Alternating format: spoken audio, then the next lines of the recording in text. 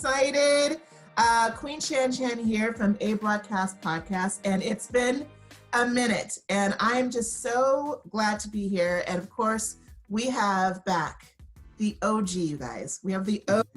Do you guys remember Edward Carr? Well, we just found out recently that it wasn't Edward Carr, not recently, but during the podcast time, we had to like kind of, make a little AKA a reference to Mr.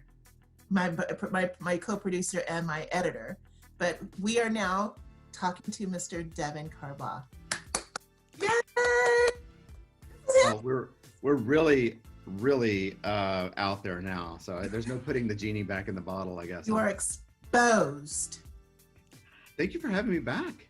It's been a year since we did like our last show. Well, I think about just right at it, and that's the point of this show, huh? Yeah, because it's been a year. It's literally been a year, and not a lot of things have changed in 2020, right? Not too much. No, not at all. It's not normal. like it's an ordinary year. It's just your regular totally normal. Run of the mill. Like it feels like I've been so bored for this year. Ugh. It might as well be 1988. Because you, Lauren Michaels, have your Lauren Michaels hair on, and I got the Lauren Michaels. He called it Lauren Michaels, you guys. I got the Lauren Michaels hair. So I don't know who Lauren Michaels is. I just made the name up. It just looks like that's a girl with hair like that wouldn't be named Lauren Michaels. Lauren seems really stuck up and very sure of herself. So yes, sure, and rich. On point. Yeah. So before we get into the shitstorm called 2020. I've been wanting to connect with you and getting back on board to the podcast. I took quite a few breaks this year because obviously it's been a dumpster fire for 2020. Yeah, so I took a break quite a few times this year because it's just been so much. It's been overwhelming. And as you guys know, you broads know, I'm sure you've been aware of it's been overwhelming for you as well. So the last podcast I did, Devin, was with Dr. Judy Bloom, which was in August. And we did a Zoom podcast just like this. It was successful. So I wanted to continue this new vibe that I'm having with just being, having people with being a visual, a podcast, so people can still see it, still hear it on the podcast channel, and then see it on YouTube. So great. Yeah, because we are not as connected as we used to be, ironically. I know. And with COVID times, we don't see each other at all. So we have so much to talk about. Let's get into it. I recently came from this amazing trip to Europe. And yes, you guys, I went to Europe, believe it or not. And it was Croatia.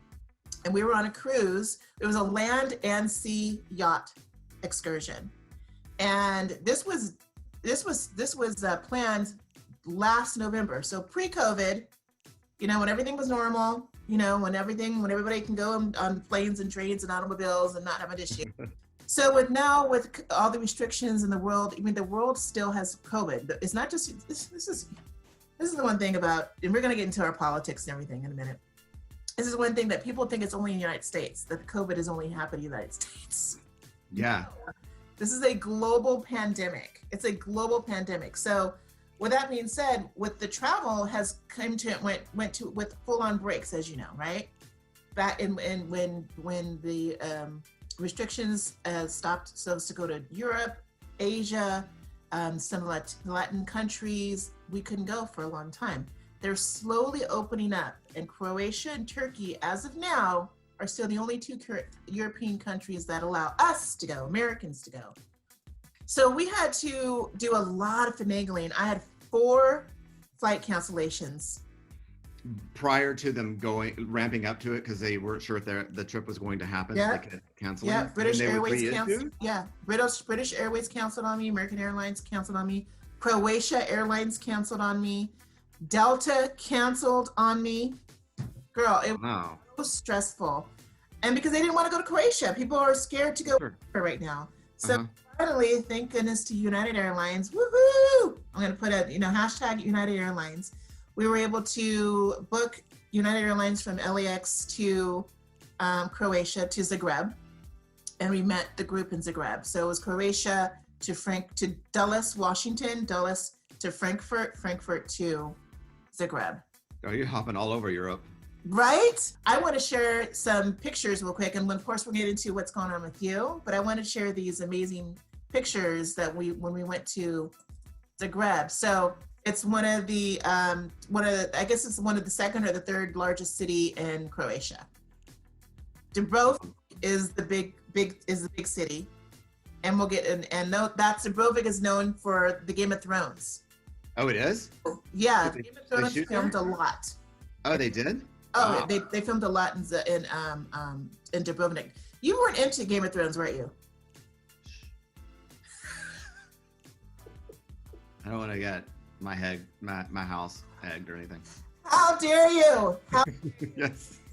There are these epic, iconic episodes that were filmed. I'll show you in a minute. I saw those. I saw those episodes. So which ones I'm talking about? I saw where everybody dies, and then where the king gets his head cut off or something. Oh, spoiler alert! I'm sorry if you haven't started them yet. But everybody dies. Okay. Everybody dies. This is the pictures I'm showing you. Can you see these? Yeah, they're gorgeous. They're gorgeous. The pictures I'm showing right now are Plitvice Park. That's actually near Zagreb. This was our second day we got there. This park had nothing but waterfalls and green, clear water. Croatia is still one of the top 5 countries that has the actual drinking water. You can actually drink out of these lakes and ponds. That's how clear it was. Yeah. Wow. It looks like where's the unicorns? I know, right? Where's the fairies flying around? It's literally you're waiting for this waterfall. It's just everything looked fake. Right. It looked absolutely fake when we were seeing this whole thing. It looks like that place in Maleficent where that park where all the fairies live, you know? But everything you saw was so magical and mysterious and mystic. And I'm like, I came from Los Angeles and I'm coming to this. I felt like I was in this surreal place. If you guys want to check this out, it's called, I'm probably butchering the pronunciation of this park. It's Plitvice, or Plitvice, Plitvice, and again, it was about a good hour and a half from Zagreb. We stayed here for a good 4 to 5 hours, okay? We walked about 7.5 miles. Dang. Now, there's something now I forgot to tell you during my trip to Croatia, I found out I broke my foot. Girl. Right? I got that news from you, and I was like, what has this girl done? I can't go anywhere without having some kind of injury. But I think this was the day I actually broke the foot. Let me show you. Well, the foot has a bunch of bones in it too, so they can be delicate. Yeah, your foot's actually quite delicate. Look at this lake. Look at this lake. Insanity. Gorgeous. This was the view when we first got there. I'm sure it's freezing cold, but it looks inviting. Oops, that's the wrong picture. Thank goodness there's no porn on this one. Thank goodness. You have to change your rating. That's the wrong picture. I gotta change the rating on the show. Oh geez, now everything's out of control. Hey, it's all right. Oh, it's a slideshow. Look at it. Yeah, it was a slideshow. It was pretty neat. You see how I need you back to the show so you can do my editing again. Yes, I see. So do you see this? You see the lake still? Yeah. Did you touch the water by chance? Yes, we touched the water. It was 70 degrees. It was still beautiful. But unfortunately, this park is I shouldn't say unfortunately, this park is so clean and so preserved, they don't allow any swimming. Oh, I wouldn't, yeah. Yeah, and so you could imagine I was just like, oh my God, I would just love to swim in this water. It was just so inviting. Jeez, it looks amazing. But so clean. I mean, you can literally see the bottom of the lake. The water was so pristine and clean. Love it. It was wonderful. So this is actually another part of the water. There was actually this cave. You could say, is that the cave in the Brady Bunch that they go into in Hawaii? Find the idol, the troll, doll, whatever. That was it. That's it. I mean, look at this. Right here on the right hand, the corner of the right hand bottom. That's how clear the water was, Devin. So imagine 7 miles of walking, and the whole time I was like this, like getting whiplash every time I'm walking around. I'm like, I cannot believe this is on our planet. It was the most gorgeous scenery I've ever seen. Look at that. Was it? You could hear the waterfall as well wherever you were. Oh, you couldn't talk. You couldn't talk to anybody. They were roaring so loud and loud. Mm-hmm. Just like that would be a good place to shoot the next Quiet Place movie. You know, because they could go by the waterfall in the river and they could talk. Oh my God, that's right. The second one's coming out next month, right? Is it? I mean, I see the billboard that it's supposed to come out in March, and then COVID happened. COVID happened, and so they obviously postponed everything. You know, they postponed James Bond. James Bond now basically is coming out in April now. Just some more pictures of the park that we went to. This is a picture of, we stayed in Biograd for 2 nights, which is about another an hour and a half or 2 hours from Puspiki. Again, sorry if I'm butchering this name, but this is where we stayed for 2 nights before we went on our cruise. Is this sunrise or set? This is sunset. This is the sunset. That was sunset. So that was a view from that was our view from a hotel room. Every night was just a majestic type of scenery. I'm telling you. This is one of the streets that when we were in Dubrovnik. Wow. An aerial view of Dubrovnik. Again, Dubrovnik is a very famous town where it's just gorgeous. It's a seaside village that's been around since, medieval times, 1500s. And there's a tower right there. This is from a cable view. We went to the cable view. Oh, that's okay. Got it. Okay. Yeah. Got it. So we were in a cable view, and I was we were on top of the hill. Okay. Sweet. So you took a gondola up. We took a gondola up. It's gorgeous. And this is our crew on our cruise. This is basically all of us and our crew. And honey, this Captain Nikolai. Were you all up in that business? I was up in that business. All up in it. I was like, the lover. Sure enough. You're like, okay. Making a run. Well, these were all of us here. This is when we arrived in Zagreb and took a group picture. This was the crew. The boat was gorgeous. It was called the Adriatic Sun, and he actually owns the boat. It was his family's business. So he has 6 generations of sailors. And wow. So that's the Adriatic Sea that you're in. Yeah, the Adriatic Sea. Yep, exactly. Okay. The crew is the front line there. Yep. This was the guy in the white shirt was the captain. That's Nikolai, and the other 2 was the do you ever watch Below Deck on Bravo? Mm-hmm. So these 2 were like the deckhands, and then the ladies were all the chefs. I was gonna say, where are the cooks? Those are the ones that matter the most. It was just really a magical trip. So I don't have any other pictures. I guess I didn't download the rest, but there was pictures where we were. There's these stairs again, part of Dubrovnik and Game of Thrones. When you guys watch the show Circe, there is the famous epic scene where Circe, she's like the villain of the show, and she gets her due, and she goes down and walks down these epic steps, naked, through the town. And what happened that the whole city was able to be invited to be cast members of this episode. Cool. And they all dressed up in whatever the garb was for the Game of Thrones. So Circe walks down. She was full on naked in real life, like full on naked in front of all these people. And there's this woman who's the high priestess, and she holds a bell that says, "Shame, shame, shame." You can watch it on YouTube. I'm sure the episode's on YouTube. But the famous Dubrovnik stairs where Circe walks down and gets shamed. She gets pellet with vegetables, and people are spitting on her in the scene. Oh, it was an epic scene. Epic scene. And you were there. Yeah, and I was there. It was wonderful. We were on the news channels. I was interviewed. I was gonna say, tell us about that. I was gonna do a read in and get that out. We sailed into Dubrovnik. We sailed into Dubrovnik that day, and all of a sudden, all these news channels and cameras were outside waiting for us to arrive. And I was interviewed 3 times through 3 different Croatian news channels, because we were the first Americans since the country shut down in July to visit there. So not only are you famous in the United States, you're also now famous in Croatia. I'm famous in Croatia. Yep. Obviously. Yep. And I posted the news reel in the A-Broad Productions fan base group. So if you guys are following us on A-Broad Productions fan group page, you can take a look at the link there. So follow us there. So that's awesome. Vacation. Yeah, it was a really, really good vacation. Yeah. So can I ask you about the, well, I don't want to control the show, but I know we're going to talk about COVID, but I wanted to talk about COVID and the aspect of traveling for you. How did all that go? Because I think people, want to know. Like, you're probably the first person that I've known that has traveled extensively internationally during these times. So Yeah. what was the process? Process is with Croatia, every country as right now, which they duly need to have their own restrictions.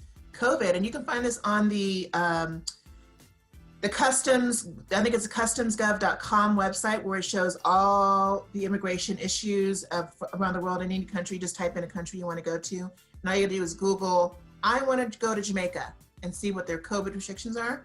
Croatia had a 48-hour rule. So we had to do a test, a PCR rapid test, within 48 hours before we land.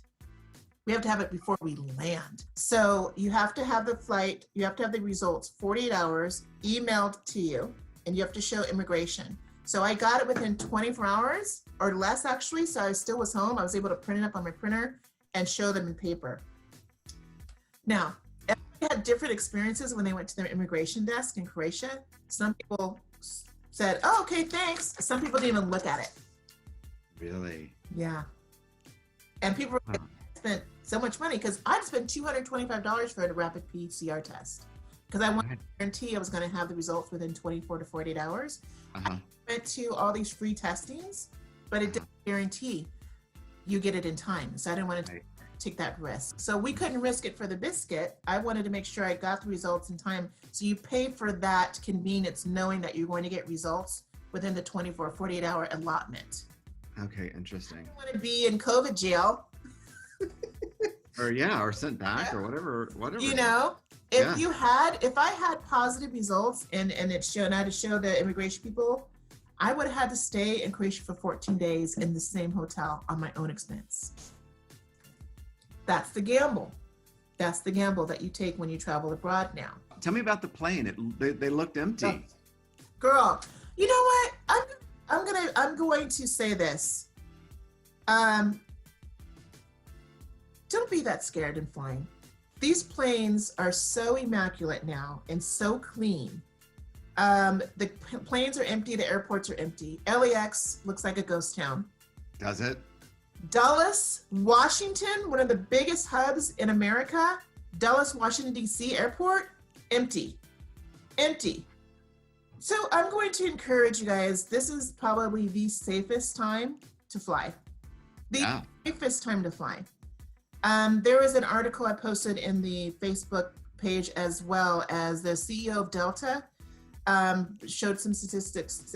There's been 1 billion people flying this year. There was only 44 corona cases positive out of 1 billion people. Wow.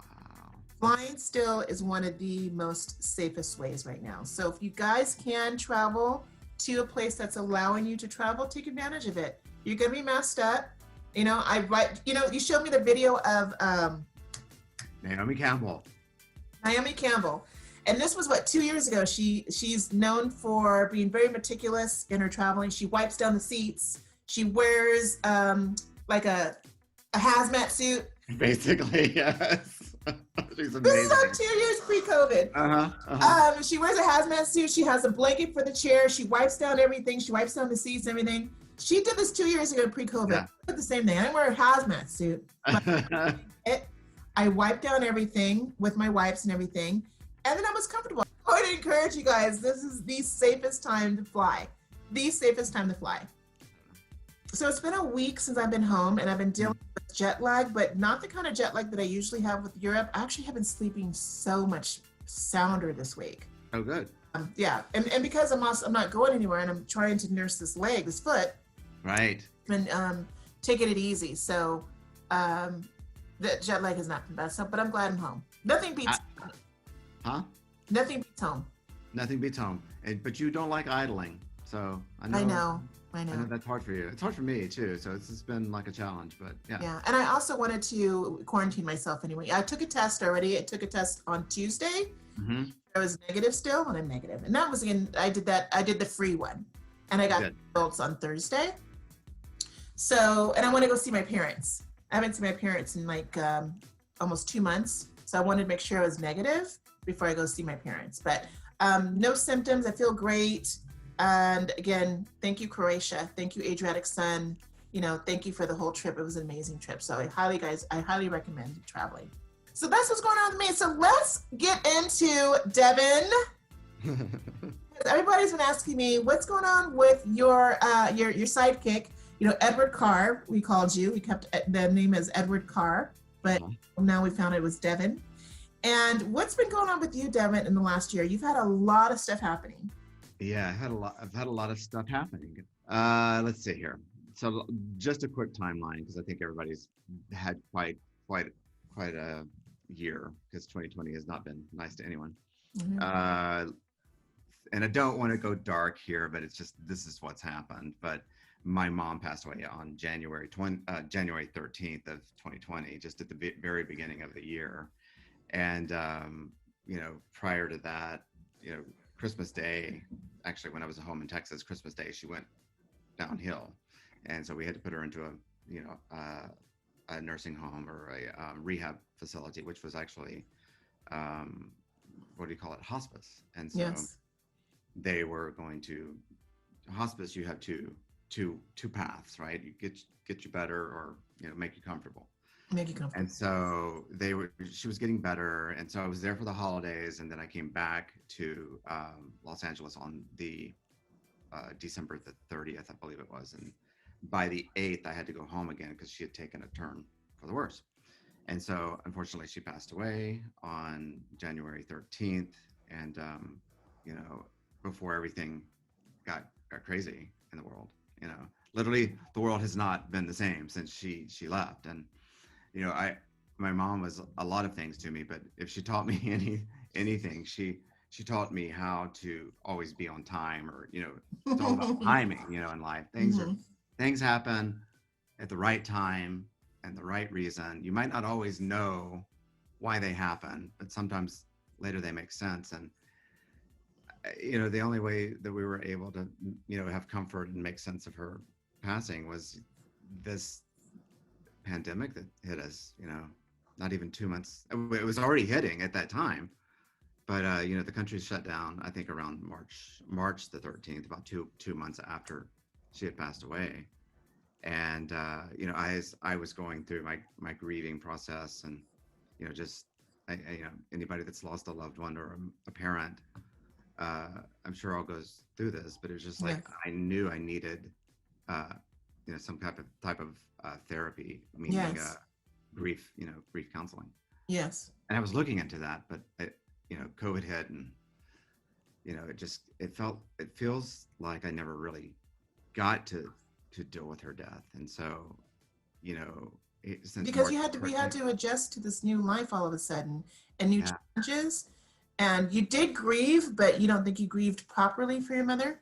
Yeah, I just, and I don't know what that means. I'm just saying, I feel like that there are things that people can do to honor one's death, but I'm not really sure what that is. And being locked up in a home for 6 months or more now isn't, I don't think, the right way to do it. But no. I don't know. It's just something that weighs on me. I have my great days and my bad days about my feelings about losing her, but she does come around in her own way, I think. Well, I want to say I know that you loved your mother. I'm so sorry about your loss. I know I was devastated for you when you told me in January. But actually, I was when you said she was falling down, or her health was decreasing in December, it was kind of like this was basically it, huh? You kind of knew. Yeah, I know. Well, I'm very sorry for your loss. It's not been fun, and it's never, I know nobody's had a great year, but it's just been, you layer that into it. It's been a rough time. But in the middle of all this, I did switch jobs. In May, I went to a new company. A big company. A big company. A kind of big company. We can't say the name of it, unfortunately. Yeah, you know my name now, so you can look me up and look. I don't want to cross. You don't want to say it on here, but y'all, you got an amazing opportunity at this very company. Yes. Congratulations. Thank you very much. So that's been a wonderful experience, but it's been an experience that I have worked with the company for almost 6 months now, and I've never met anybody that I work with. It's all done this way. You haven't physically met anybody yet? You haven't shaked a hand or gave a hug to anybody? No. Wow. Mm-hmm. It's such a crazy, weird task to understand and how to nuance with people that you've never met before in person. Will you be going to, or were you actually going to go working at an office, or is this going to be status quo for the next year or so? Seems like the industry is saying like it's, if people do return to the offices, it's just going to be on a, if you need to be in the office basis. If you really need to be. This is going to change commercial real estate. This is changing commercial real estate for sure, because why does a company need to spend tens of thousands of dollars a month on rent when we've found out that people working from home actually is working better and being more productive than anything? You know, assumption of, oh, we can't have all these people from home, they can't concentrate, they won't be able to be productive. Well, the proxy has changed. The experience has changed. Confirmed that people are productive when they work from home. They get things done because they want to enjoy their life at home instead of being in front of a computer all day. And that's changing how people are doing, of, you know, signing new leases, business leases, you know, from Universal to Warner Brothers to Netflix. All the people are working from home. Yeah, I'm productive, but it's interesting too, because my partner is now like a coworker. You know, it's like you see him every day. He's a teacher, and so, you know, we certainly have to juggle our office to be able to meet the needs of, you know, our schedules, because there are calls that I have to be on. They're private and nobody can hear, and you know, all that stuff. But but he's teaching grammar every day. You know, he's a high school teacher. Yeah, he's a high school teacher. And so I'm getting a good grammar refresher. I'm getting a good Huck Finn refresher. You know, I'm getting all these literature refreshers that I haven't, you know, had in a very long time. And so it's kind of interesting in that respect. But yeah, I think we've finally kind of found our groove on how to like deal with the spaces, because we got new internet, as I was just telling you before we started recording, just yesterday. And because our AT&T, we only had 50 or something, whatever the measurement is. I have 5 AT&T, 5 MIPS or 5 MPS or 6. It's awful in my neighborhood. I need awful. I'm surprised I'm right now. Wow. Okay, so then it's a nightmare. You hear that, AT&T? We have 2 roommates as well, so you know. Oh, that's right. Doubling up, you know, our internet. By the way, again, we can't tell the company you're working for right now, because you have a, you know, your NDAs and all this other stuff. But you are an executive player. You are in an executive role. Can you give us a hint of what you're doing in terms of projects? Not the name of projects, but what exactly is your role? Okay, so I work in legal and studio affairs. So in a production basis. So it's an operation. Let's just say it's an operational role for a studio. Are you enjoying it? Love it. You love it? Yeah, I do love it. It's very entrepreneurial, and it kind of combines a lot of the things that I've ever done in my life into this one role, which means sort of figuring things out. How do things work? How are things going to operate? How are we going to communicate with different divisions on how to like put things together and make them work smoothly? So it plays to a lot of my strengths. Well, congratulations. Thank you. I'm glad you have the position that, because it's been a while since you've been happy working at a certain company and finding your niche. Yeah, you know, because I went back and I got an MBA, and I was that's a plus for 2020. Yes, thank you. I went back and got that MBA, as you know, like 4 years, finished like 4 years ago. And I was just like trying to figure out the best way to use it. And, you know, I think it finds you. You can't ever find something in life. Some people get lucky and do find it, but I think the right course eventually finds you. And I feel like this is right. Yeah.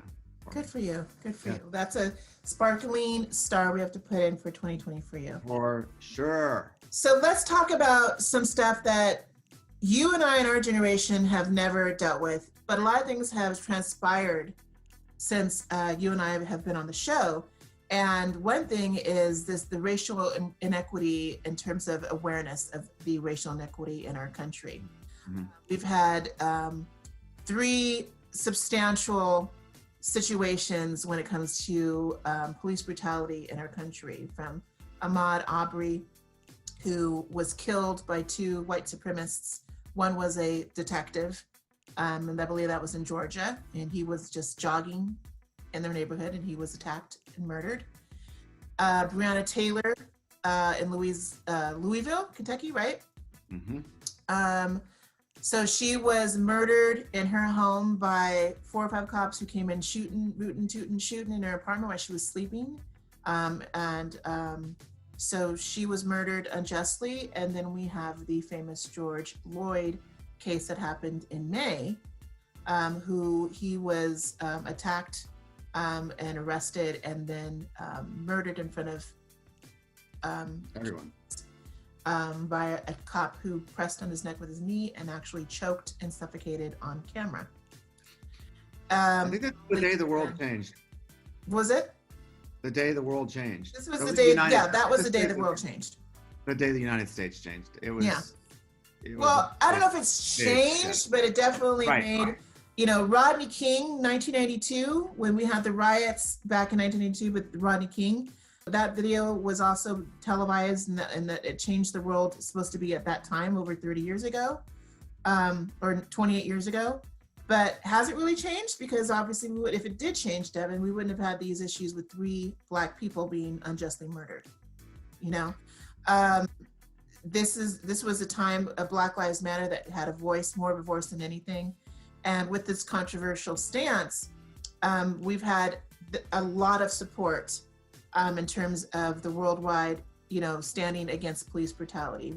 You saw the marches, and unprecedented amounts of people marching during a pandemic, wearing their masks, but expressing the realization that this has to change. Systemic racism has to change.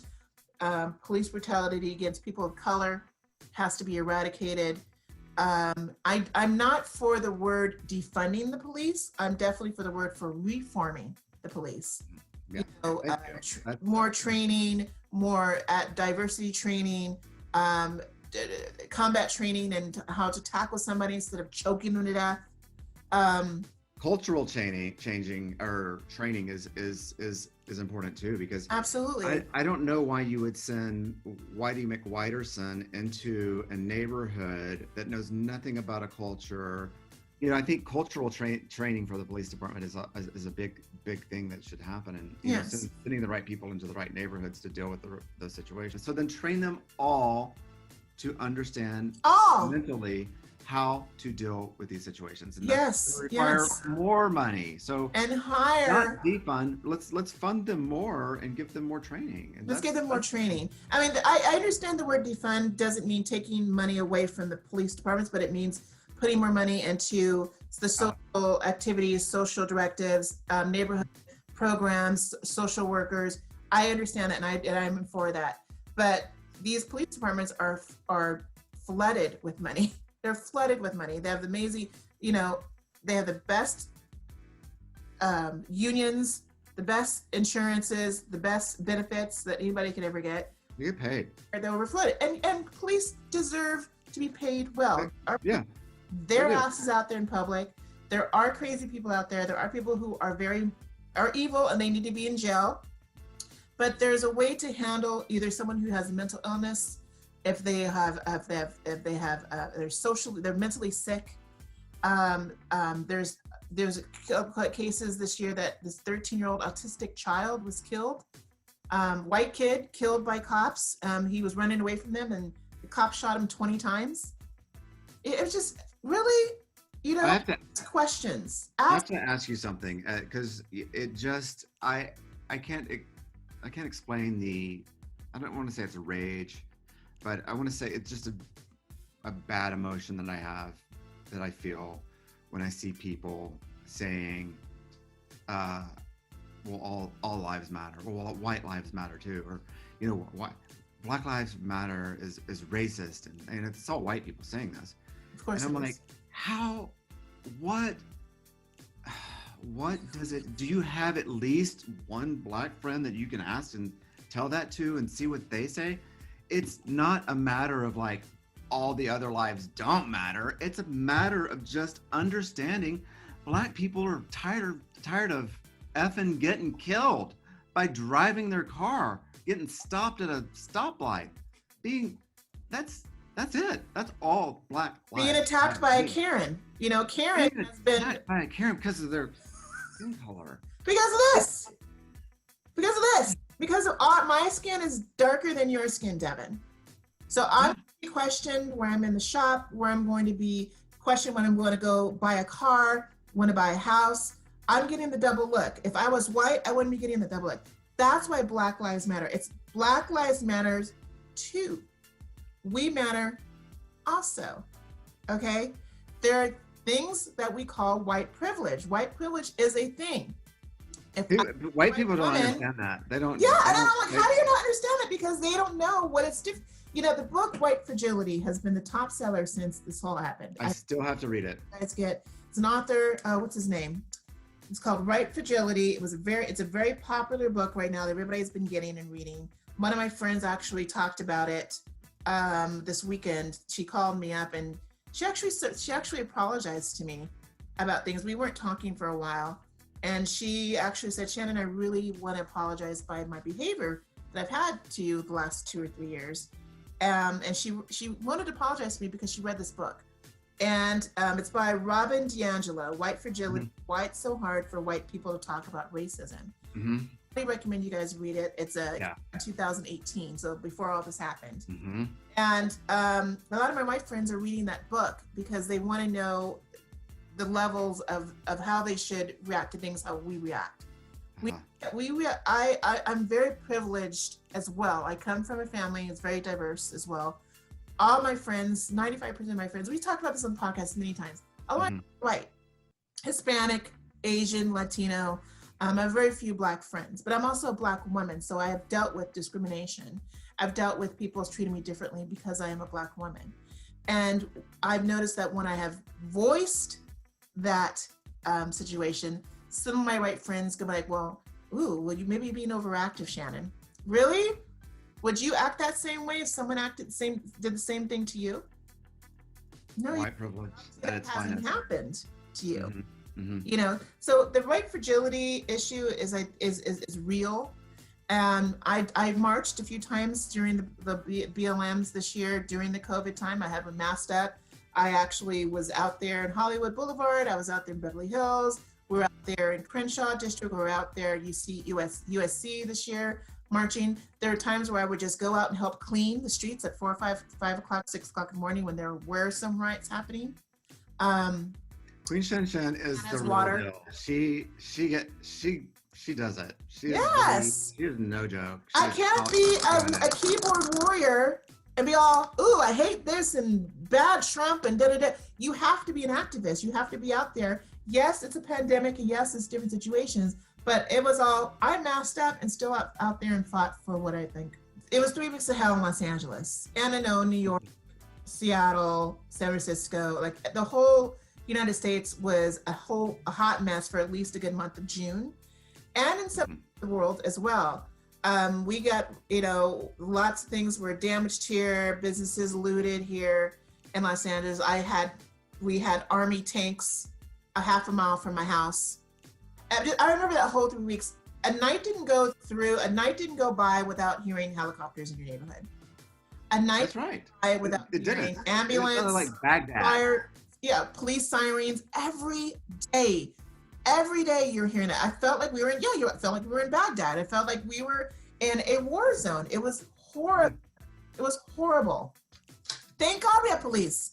I'm not backing down police. I'm not putting down police. We just want y'all to treat us like John Smith getting arrested. If John Smith is out there acting a fool, do you put him in a chokehold and stamp his neck to death? That's what it is. That's basically what it is. Black Lives Matter too. That's what we're just saying. If y'all gonna treat John Smith acting a fool and run around naked, are you gonna shoot him immediately? Or are you gonna put rubber bullets in his ass or tase him? You don't do that to us. We just want fair. We just want everything fair. What are your thoughts? This is again everything. The word unprecedented has been my vocabulary every 5 minutes this year. Right. We have never seen an election this dirty and this gross in our lifetime. Again, my parents' lifetime. That's been televised, social media, so much hate and division. The ballots have been questioned. The validity of your vote has been questioned. Never has before.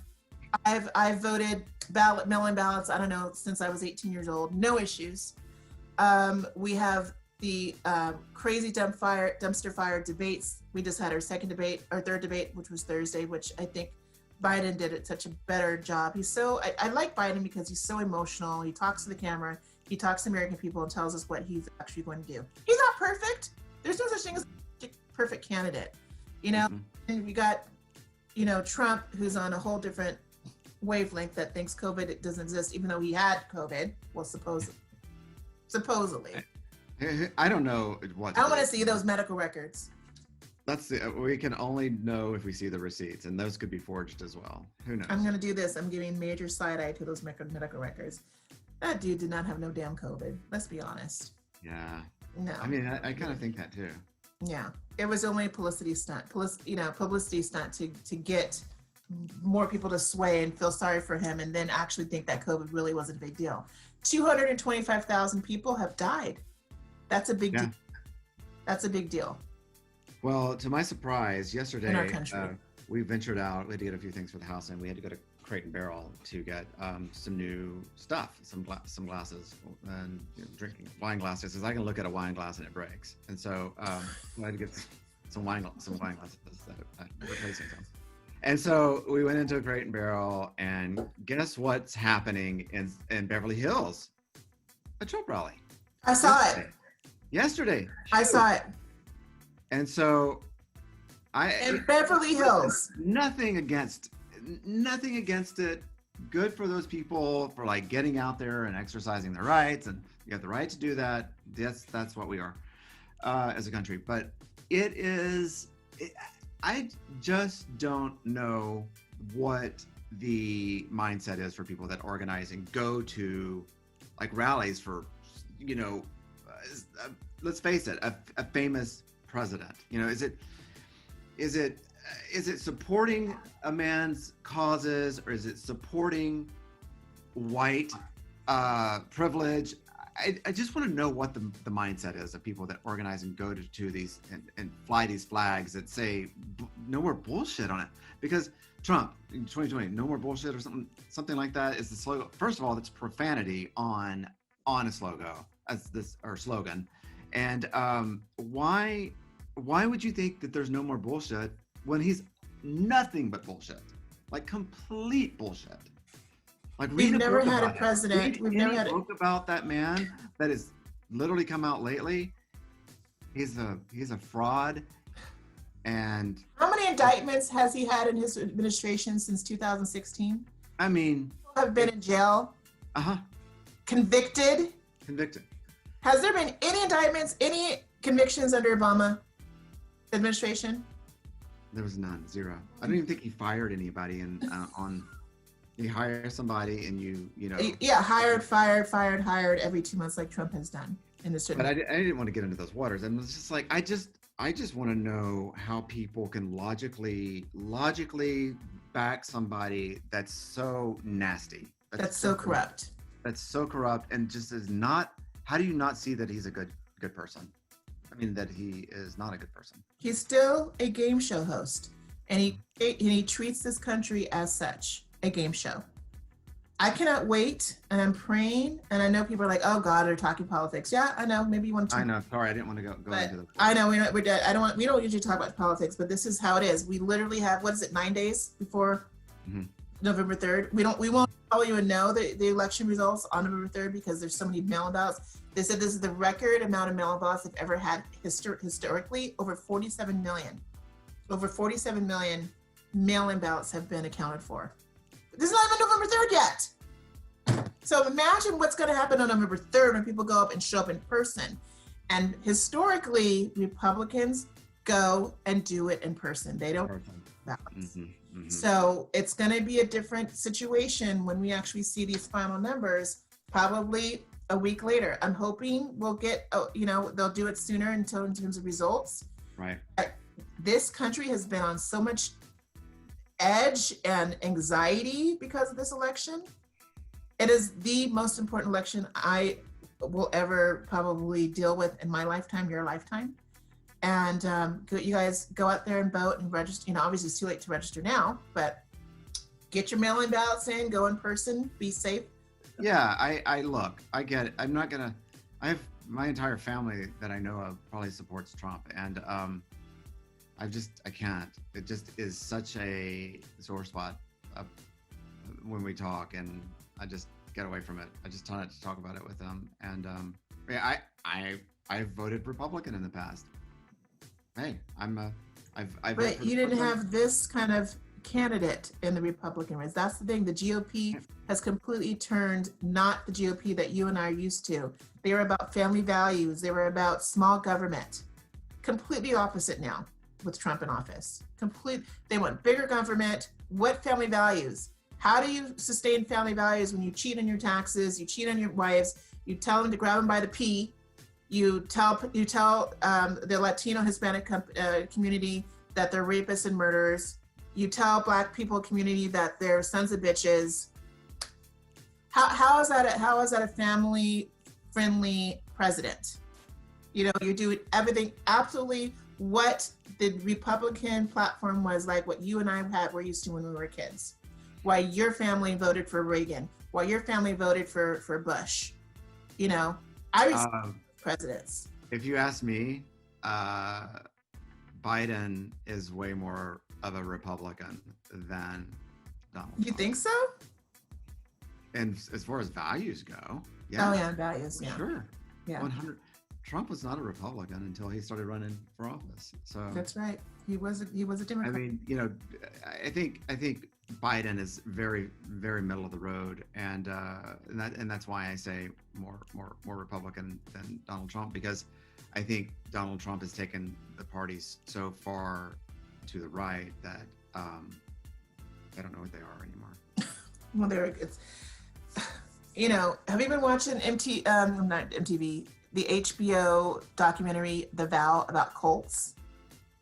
Girl, I have. Put it right there. Cult mentality. Let's talk about something fun, entertainment. Okay, yes. You know, you guys got to watch The Vow on HBO. It's about the Keith Raniere multi-level marketing company that was called ESP. It was Executive Success Program. And it started out this, you know, started as this empowerment, self-empowerment to conquer your fears and to go out in the world and grasp your dreams, right? But then it turned out to be something else and more sinister.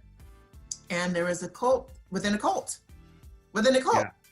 And it turned out that some women were started this private society of sex trafficking, and he was sleeping with these particular women, and they were branded, like literally branded, and they used a solder to brand his initials by their pelvic region. His initials. It's shocking. Yeah. So these are smart people. They like real smart people that got sucked into. Smart people. But I did a program in the 90s called, it's 1996, I think is when I did the program. It's called Landmark Education. Yes. Yeah. And it's done it. Similar to something like this. I would say take all the good, because there's good things in that program, right? That on the Vow, that it started good and it just got in deep, you know. Just got weird. But those programs, all of them, well, at least the one that I did, Landmark Education, it's kind of, I'd say it's got cult mentality. It had a cult feeling too? Yeah, it did. I mean, it taught me a lot of really good things and qualities. It is all leadership program stuff. But if you get too far into it, I think it's maybe a bad thing.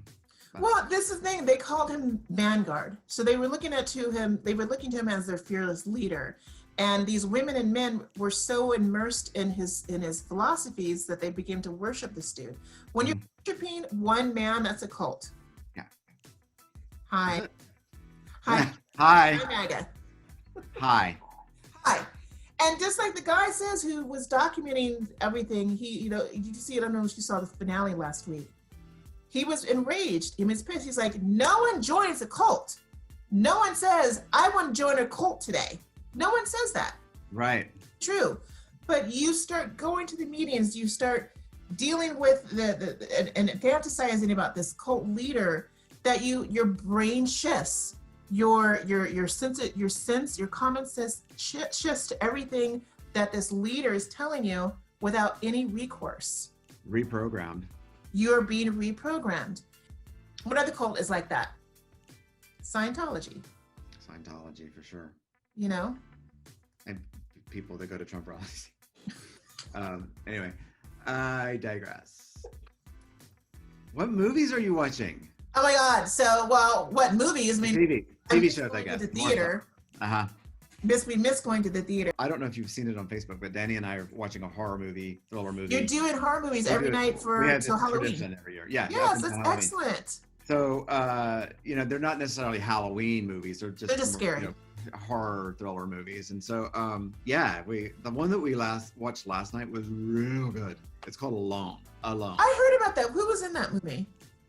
Okay, so nobody you'd really know. What's the female's name? Jules something. I can't remember what her name is. I'd never heard of her. But the guy that plays the serial killer, I guess you would say, is the bear type character from Ozark first season. The gay one, closeted. The closet one. Yeah, him. Oh, okay. He plays the serial killer. Ooh. And then, ironically, Dr. Oh God, what's his name? The doctor in The Silence of not Hannibal Lecter, but the doctor, the warden at the jail. Yes, Dr. Chilton. Chilton's in it just for a minute, and it's a very small cast. It's like it's so funny. I know the name. Yeah, Dr. It's one of my Chilton. favorite movies. I'm about to watch it. It's my favorite movie. One of my favorite movies. Yeah, it's my favorite. So, it's a very much a thriller, very small cast. It's real good. It's scary. So every night for October, you're watching a scary movie with you and your spouse. Yes. Good for you. So speaking of scary, I've just finished The Haunting of Bly Manor. Oh my gosh. So good. So good. Stephen and Jeff have been encouraging me to watch it for the last 2 weeks, and I had other people texting me, Shannon, you got to watch it. Shannon, I'm like, oh my God, what's the big deal? But I kept forgetting it was a big deal when The Haunting of Hill House came out 2 years ago, and phenomenal production. Phenomenal. Who was haunted by this house and by their actual. It's so funny. It's not really the haunting of the house. It's what they did to make the house haunted, right? Right. I heard that you finished, or is it finished yet? Or you're caught up, I guess, on Lovecraft County. I had to watch every episode 2 or 3 times each. So good. That show's so good. What's the finale? No, not yet. Oh, you haven't watched the finale yet? It's okay. So we have the finale. It's in place. It was last Sunday. Okay, so I'll watch it. We'll watch it probably this week. Speaking of Lovecraft Country, again, such an unusual production. Every episode was so unique, and it felt like I was watching a season finale of each show. That's how good production value was, wasn't it? It's so good. Storyline, black cast, just the history of Jim Crow, the history of Tulsa. You'll see. Yeah, if you're one of those people out there that are saying like, well, white lives matter too, all lives matter. Just go watch Lovecraft, and you'll understand. It's kind of a message to you. A huge message. Yeah. The show counters on racism, sexism, gender fluidity, women empowerment. It surfaces on family values, the environment, just on the history of being a Black woman and how we were just downtrodden since day one. And there was that epic episode when Ruby was talking to I hope you watched that episode, is when Ruby was talking to, who was the white guy's name, who is the Gord guy's name? I can't remember his name. I always call him Eric Norton because he reminds me of Eric Norton from True Blood, Alexander Skarsgård. Right. Oh, reminds me of Eric Norton, absolutely. What's his name? I don't know. I have to look it up. Yeah. Anyways, when Ruby was talking to because what episode? I don't want to spoil it. What episode are you on? Oh, we're at least 5 in or so. Okay, so you know that Christina is him, and right. And that episode when Ruby turns into the white woman, which was epic. Oh my God, that's what I wanted to say. Epic FX. I mean, okay, so there's a Black woman, and she gets to be a white woman, okay, by a potion, okay, and she gets to live the white life for a certain amount of hours every day. Yes. So I'll just leave it at that. But remember, there was a scene when she was talking to the white, again, I can't remember his name, Christina's other alter ego. Right. And she was saying how she just wants to live a life that's uninterrupted. She doesn't want to be interrupted anymore. Not because she is a woman, because she's a Black woman. And I can attest to that. A lot of women, period, can attest to not being interrupted. But when you are a woman of color, woo, that scene, I just raced to it and totally breathed and inhaled. And I was like, wow, I know exactly what she was talking about. You know, you guys, it's this whole episode, I don't know if it was episode 4 or 5, but it was so revealing in so many ways on, you know, did we ever wish that we were white? Oh, there's a podcast, by the way. Did you listen to the podcast? There's a Oh yeah, I want to. Podcast with one of the writers. Her name is actual Shannon too. Okay. And a podcast, she hosts another podcast. I forgot her name, but I listened to every podcast when the show aired because it gives you more tea. It gives you more in depth. Okay, got it. Writers were thinking of what the history of certain things were, and I was like, wow, that's really interesting. Different themes that we didn't think about. Some revelations that were revealed in the show that were behind the scenes. I'm like, and that's the reason why they thought about certain things in production. Right. And created their certain storyline. Uh-huh. So listen to the podcast, Love Country Podcast, and it's sponsored by HBO. HBO. My favorite episode is the episode where he goes back to Korea. Yes. Kumio. I mean, whoever DP'd that episode, beautiful. Like beautiful. Everything was just, it reminded me of beautiful. I don't know, there was a movie back in the early aughts, and it's when I worked at Sony, but I can't think of the name of it right now, but it looked like it was a Japanese movie. It was My Concubine? No, I don't remember. Anyway, it looked like that same guy. It's just shot so well. Shot so well. Like acted well, everything. Jordan Peele, I think he's becoming more of a genius than anything, and an executive producer. He teams with J.J. Abrams on this project. So you got the Jordan Peele aspect of the weirdness and the socialism of Blackism and racism and division. And then you have the J.J. Abrams, who is the wild, imaginative, new Steven Spielberg. Star Wars it's got that magic to it. He's got the magic to it. Perfect magic. Collaboration. So just to know you guys are watching who the big minds on behind this production makes obvious sense it's going to be successful. You know, it's a taste. It is definitely a taste. It is like you watch the first episode and you're like, what the hell am I watching? What did I just what? But I'm hooked. I was hooked. I was like, what? And every episode was funkier than the next. Oh, for sure. I'm like, I can't wait till they get this together. I can't wait till they combine and let us know the full circle of all this is happening. I think because we're in COVID and we're in the pandemic, we're still in shutdown in some sort of way. Well, we're inundated with all this production. I'm interested to see what are we going to get next year in 2021 in terms of entertainment? Because if they were locked down for 6 months of production and not working on shows, obviously they could still do the writing and still do pre-production. What is our entertainment going to look like through 2021? Because all the are supposed to be open this summer have been paid. Wonder Woman, James Bond, there was going to be another Marvel movie. There was going to be, the blockbusters. We were going to have our blockbuster summer. Are they moving that now to 2021 or Christmas 2020? What is our entertainment going to look like next year? Because I'm overwhelmed with all of my Netflix, my Apple, my Hulu, Amazon Prime. So much. It's like gives me anxiety. There's so much TV to watch. It's so much TV to watch, and it's excellent. I don't even know the last time I watched any network TV. I should get cable. I don't even know why I have my cable. I should get rid of my cable, but I want to see the local news. I want to see the Academy Awards. I want to see all the award shows, and you can't really see those on. For sure. And that. Speaking of that, did you know they're getting rid of Charlie Brown? Like Apple bought all the Charlie Brown content, the Christmas, the Thanksgiving, the Charlie Brown Halloween. That is so greedy. That is so greedy. Yeah, I know about it. I know a little something about it.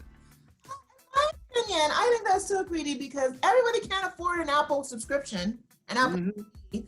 I want to go flip on Channel 2 or CBS and watch It's a Happy Thanksgiving Charlie Brown. And I want to watch It's a Christmas Charlie Brown on my regular TV, not because I have an Apple subscription. Dang Apple! Maybe they'll figure that out or something. I don't know. Maybe they'll figure it out. Yeah, maybe they will.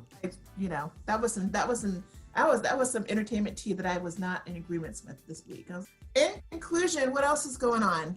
That's just trying to figure out what's going to happen for the holidays, travel wise. Trying to figure out those details. That's really kind of what's taking up any free time that I'm not spending working.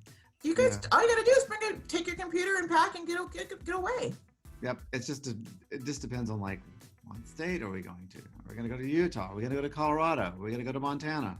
All you gotta do is go to VRBO and check a place out and get it for a month. That's right.